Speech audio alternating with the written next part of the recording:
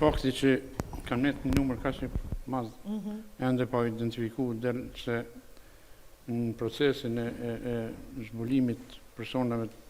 të zhdukur, personat pa gjetur, ka pas dështime. Megjithse që edhe ato përpjekje që kanë bërë autoritetet e Kosovës, qoftë fillimisht administrata Unmikut, masne edhe Oleksit edhe administrata shtetërore e Kosovës, megjithatë kanë pas një kundërshtar, një subjekt krejtësisht që ka pas program të ushtrisë dhe të policisë dhe të sigurimit të shtetit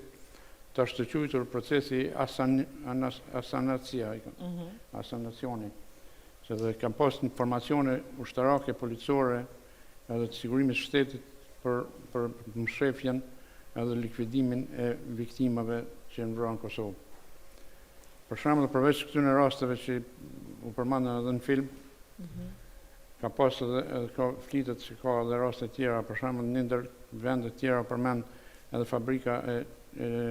qelçit në Çupri, në kallën Furra, flitet që ndjekën furrat furnalta të shkrimjes së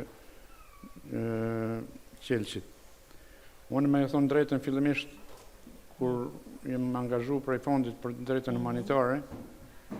edhe se ne para luftës, para se me fillu fushrata bombardimeve permanent,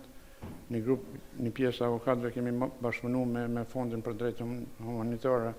dhe me Natasha Kandisin, kemi ofruar informacione për krimet që bëhen në Kosovë, padrejtësi, diskriminimet, përjashtimet nga puna, vrasjet, marrjet e banesave e tjera, kështu që ne kemi pasi kontakt me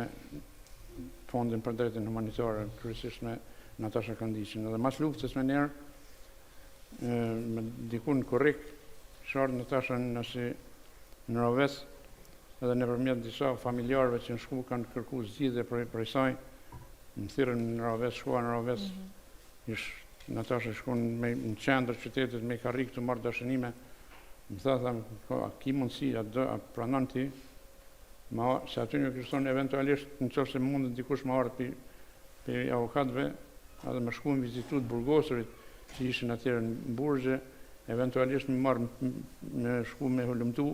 edhe me vetë me marrë në pyetje ata burgosurit se a kanë informacione eventuale